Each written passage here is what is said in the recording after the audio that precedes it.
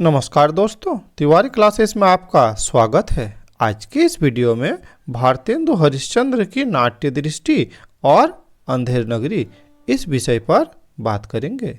ये विषय आपके परीक्षा की दृष्टि से काफ़ी महत्वपूर्ण है, इसीलिए स्किप किए बिना पूरा वीडियो देखिए ताकि सारा कॉन्सेप्ट क्लियर हो जाए। साथ ही हिंदी भाषा और साहित्य से संबंधित वीडियोस के लिए इस चैनल को सब्सक्राइब भी कर सकते हैं। हिंदी साहित्य में नाटक को साहित्यिक विधा के रूप में प्रतिष्ठित करने का श्रेय भारतेंदु हरिश्चंद्र को ही जाता है। वे हिंदी साहित्य को भी आधुनिक, श्रेष्ठ और समृद्ध बनाना चाहते थे। अर्थात वे यूरोप के संपर्क में आए थे और देखे थे कि वहाँ पे ये जो नाटक की विधा है ये काफ़ी सशक्त है। तो उन्होंने चाहा कि भारत में भी नाटक की विधा को हम सशक्त करें। सिर्फ नाटक की विधा को ही नहीं, पूरे हिंदी साहित्य को ही वो सशक्त बनाना चाहते थे। भारतेंदु के नाटक लेखन में जो प्रगतिशीलता और क्रांतिकारी स्वर दिखता है, उसने प्रेमचंद को भी बहुत प्रभावित किया। भारतेंदु ने नाटक लिखने के साथ साथ अभिनेता, समीक्षक, रंगकर्मी और निर्देशन की भूमिका भी निभाई। उन्होंने जानकी मंगल, नील देवी, सत्य हरिश्चंद्र जैसे नाटकों में अपने अभिनय की छाप भी छोड़ी। उन्होंने रंगमंच के विकास हेतु कविता वर्धिनी सभा, reading club, Kashi national theatre आदि के निर्माण के साथ ही अनेक नाट्य मंडलियां भी स्थापित की और उस समय के जो लेखक थे उनको भी एक मंच प्रदान किया ताकि वे भी अपनी रचनाओं को लिख सकें और रंगमंच पर प्रस्तुति भी कराई जा सके। नाट्य रचना को कलात्मक और लोक अभिरुचि युक्त बनाने के लिए नाटक रचने के साथ साथ नाटक संबंधी लेख लिखकर नाटक संबंधी विचारों को भी उन्होंने सुस्पष्ट किया। उनके ये विचार नाटक नामक पुस्तक में प्रकाशित भी हो चुकी है। अर्थात वे चाहते थे कि इसे एक साहित्यिक विधा के रूप में बहुत अच्छी स्वीकृति मिले, इसीलिए नाटक के विकास के लिए वे निरंतर प्रयास करते रहे। इस पुस्तक के लेखन का उद्देश्य नए नाटककारों की सहायता करना था। आधुनिक नाटकों की विशेषताओं, सही नाट्य पद्धति आदि पर भी पुस्तक में विचार किए गए हैं। आधुनिक हिंदी नाटकों की परंपरा को उन्होंने पश्चिमी और बंगला नाटकों के प्रभाव से भी जोड़ा। प्राचीन संस्कृत नाट्य परंपरा, उसकी उपयोगिता को वे न तो अस्वीकार किए और न ही उनका अनुकरण किए, क्योंकि प्राचीन के साथ आधुनिक को अपनाने के पक्ष में हुए थे, परंतु उन्होंने आधुनिक युग की ज़रूरतों के अनुसार प्राचीन नाट्य परंपरा को अपनाने पर बल दिया और यथार्थ को प्राचीन और नवीन का विभाजक बिंदु माना। अर्थात प्राचीन वाला जो परंपरा है उसको भी अपनाया जा सकता है, लेकिन अगर वो वर्तमान समय के लिए भी यथार्थ हो। उनका मानना था कि बीते हुए को वर्तमान समाज स्वीकार नहीं करता, अतः यथार्थ ही लौकिक दृष्टि का समावेश कर सकता है। अर्थात फैक्ट होना चाहिए, रियलिटी होना चाहिए, वास्तविकता होनी चाहिए, तभी ये हो सकता है। लोग दृश्य काव्य में स्वाभाविक रचना को ही पसंद करते हैं, अतः नाटक में प्राचीन नाट्य परंपराओं का उतना महत्व नहीं रहा।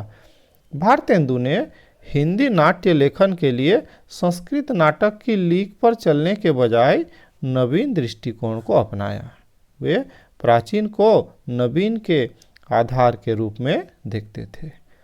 नवीन नाट्य लेखन में उन्होंने श्रृंगार, हास्य, कौतुक, समाज संस्कार तथा देशवत्सलता जैसे 5 उद्देश्य माने। इन उद्देश्यों ने नाट्य परंपरा को प्राचीन से नवीन की ओर मुड़ने का संकेत भी माना।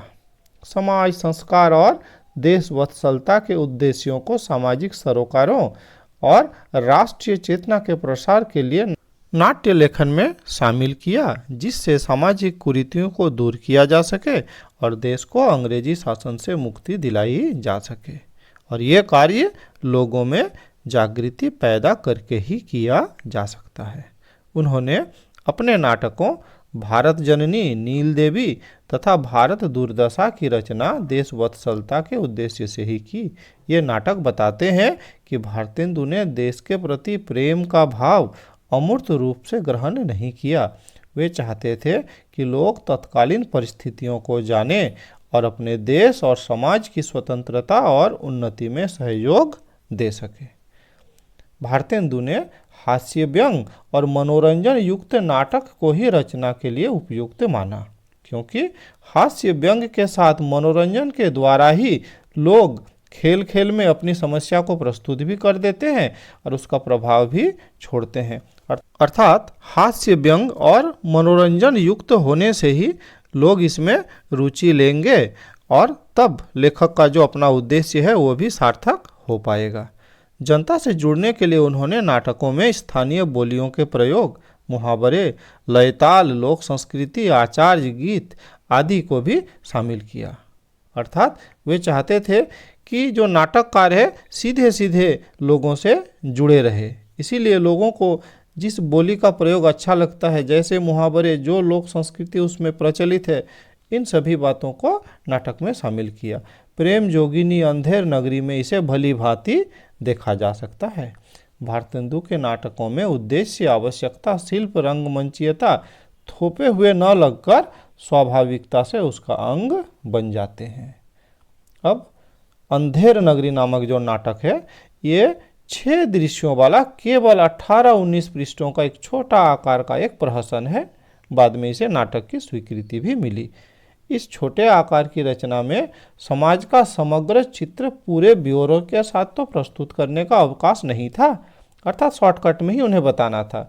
अतः लेखक ने अपने युग में समाज की कुरीतियों और विकृतियों का, सांस्कृतिक विघटन का, आर्थिक दुर्दशा और धर्म के क्षेत्र में फैले पाखंड, आडंबर, निष्क्रियता और पोंगेपन के संकेत मात्र दिए हैं। अर्थात किसी के बारे में उन्होंने विस्तार से नहीं बताया, लेकिन इस तरह से सांकेतिक रूप से उन्होंने बताया है कि उन्होंने अपनी सारी बातों को इन्हीं संकेतों के माध्यम से ही स्पष्ट कर दिए। लेकिन ये इतने सशक्त और प्रभावशाली हैं कि पाठक दर्शक को उस युग की जानकारी भी प्राप्त हो जाती है और यह भी पता लग जाता है कि लेखक की सामाजिक चेतना कितनी प्रबुद्ध, तीव्र तथा सामयिक जीवन से जुड़ी थी।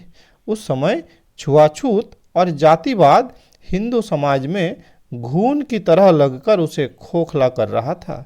इसका संकेत भारतेंदु ने किया है। अंधेर नगरी का हलवाई इसका खुलासा करता हुआ कहता है। ऐसे अंधेर नगरी का जो सारांश है इसे भी आप जरूर देख लें, यो भी आपको इसी चैनल में मिल जाएगी। आई बटन में भी मैं उस वीडियो का लिंक दे दूंगा। तो देखिए जात के बारे में हलवाई क्या खुलासा करते हैं। ऐसी जात हलवाई जिसके 36 कौम है भाई। अर्थात जब हलवाइयों के ही 36 कौमें हैं तो शेष समाज में जाति भेद कितना व्यापक होगा इसका अनुमान सहज ही लगाया जा सकता है। ब्राह्मण और वैश्य जातियों के दोषों को तो उन्होंने अच्छी खासी खबर भी ली है। जात वाली ब्राह्मण अपने कथन से टका धर्म वालों के दोषों का पर्दाफाश करता है। कहते हैं, जात ले जात टके शेर जात, 1 टका दो, हम अभी अपनी जात बेचते हैं। टके के वास्ते ब्राह्मण से धोबी एवं धोबी को ब्राह्मण कर दें। टके के वास्ते जैसे कहो व्यवस्था दें। टके के वास्ते झूठ को सच करें। टके के वास्ते ब्राह्मण से मुसलमान और टके के वास्ते हिंदू से क्रिस्तान। अर्थात पैसे के लिए कुछ भी किया जा सकता है। इस कथन से उस समय के लोगों के चरित्र का अधपतन दिखाया गया है कि वे लोग धन के लिए बड़े से बड़ा अधर्म और पाप कर्म करने को भी रेडी रहते हैं। इस प्रकार जात वाले ब्राह्मण के माध्यम से भारतेंदु ने अपने युग के कटु यथार्थ को रूपायित किया है। बनियों और महाजनों के दोषों को उजागर करते हुए पाचक चूरन वाला कहता है। अर्थात उसी बाजार में पाचक चूरन बेचने वाला कहता है, चूरन सभी महाजन खाते जिससे जमा हजम कर जाते। अर्थात महाजन लोग उसके पास जो जमा है सब हजम कर जाते। चूरन खाते लाला लोग जिनकी अकील अजीरन रोग। व्यापार व्यवसाय करना, महाजनी करके ऋण के बदले गरीब जनता का शोषण करना वैश्यों का सामान्य व्यवहार हो गया था। सामान्य बुद्धि या कभी कभी मूर्ख अशिक्षित होते हुए भी ये लोग केवल धन के बल पर असहाय, दीनहीन, गरीब जनता का शोषण करते थे और उनके रक्त पसीने से कमाई छोटी सी धनराशि को भी हड़प जाते थे और बेईमानी से अपनी तिजोरी भरते रहते थे। तो ये स्थिति थी उस समय की। नगरों में विशेषतः भारतेंदु की नगरी बनारस में वेश्यावृत्ति भी खुलेआम चलती थी। केवल इतना ही नहीं, वेश्यागमन अभिजात्य होने का एक लक्षण भी माना जाता था और इसके कारण सैकड़ों घर बर्बाद हो रहे थे। लेखक ने इस कुप्रवृत्ति की ओर संकेत करते हुए लिखा है, चूरन चला दाल की मंडी, इसको खाएगी अब सब रंडी। इस तरह से अर्थात जो वेश्यावृत्ति का जो समस्या था उसका भी उन्होंने इसमें वर्णन किया है। बाजारों में चक्कर लगाने वाले, युवतियों पर कुदृष्टि डालने वाले, भोली भाली रूपवती स्त्रियों को जाल में फंसाने वाले युवकों की कमी नहीं थी। मछली वाली जैसी छबीली युवतियां भी ऐसे नवयुवकों की ताक में रहती थी और अपने रूप यौवन से आकृष्ट कर उन्हें उल्लू बनाती थी। अर्थात इसमें कुछ औरतें भी आगे रहती थी। भारतेंदु की दृष्टि से पत्रकार और समाचार पत्रों के संपादक भी बचे नहीं थे। अर्थात चूरन खावे एडिटर जात, जिनके पेट पचे नहीं बात। इस तरह से देश की आर्थिक विपन्नता भारतेंदु के लिए सर्वाधिक पीड़ा और चिंता का विषय थी और वह जिसके मूल में अंग्रेज शासक और उसकी अर्थनीति तथा शोषण वृत्ति से भी परिचित थे और वे जानते थे इन सब के पीछे का जो मूल कारण है वो अंग्रेजी शासन है। स्वदेशी का नारा पहली बार गांधी जी ने नहीं, भारतेंदु ने लगाया था।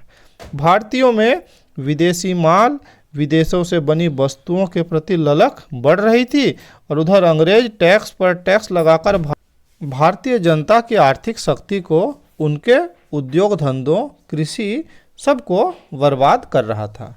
अंधेर नगरी के दूसरे दृश्य में घासीराम इसी ओर संकेत करता है, सोचने और कुछ करने की प्रेरणा भी देता है।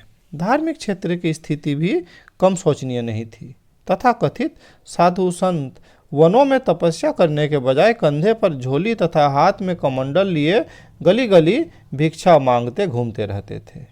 भगवान के नाम पर भोग के लिए अच्छे से अच्छे पौष्टिक स्वादिष्ट मेवा मिठाई जुटाना, पेट भर खाना, डकार लेना, सोना और दुनिया दिखावे को भजन कीर्तन करना उनका पेशा हो गया था। अर्थात अब वो धर्म का काम कर नहीं रहे थे, सिर्फ दिखावटी का काम कर रहे थे। अंधेर नगरी का महंत और उनका शिष्य गोवर्धन दास भी यही करते हैं। गोवर्धन दास को विश्वास है कि नगर के लोग मालदार है, अतः भिक्षा अच्छी ही मिलेगी। इस प्रकार नाटककार ने इन गुरु शिष्यों का आचरण दिखाकर बताया है कि भिक्षा पाने को अब ये अधिकार मानने लगे हैं। गोवर्धन दास भिक्षा में 7 पैसे पाकर सादा भोजन नहीं करता, 3.5 सेर मिठाई तुलवाता है। वो मिठाई के लोभ से गुरु के कहने पर भी नगर नहीं छोड़ता। ब्राह्मण समाज का सिर माना जाता था और उनका कार्य था अन्यों का मार्गदर्शन करना ताकि समाज में न्याय, पुण्य, सुख, शांति बनी रहे। पर भारतेंदु युग में ये लोग आत्म केंद्रित, स्वार्थी और जनता के सुख दुख से उदासीन हो गए थे। सामान्य जनता ही नहीं, स्वयं को अभिजात्य और समाज में ऊंची स्थिति वाले लोग भी अंधविश्वासों में फंसे थे। नाटक का अंतिम दृश्य इसी का प्रमाण है। महंत के ये कहने पर कि इस साहित्य में जो मरेगा वो बैकुंठ जाएगा, मंत्री, कोतवाल, राजा सभी फांसी पर चढ़ने के लिए होड़ करते हैं।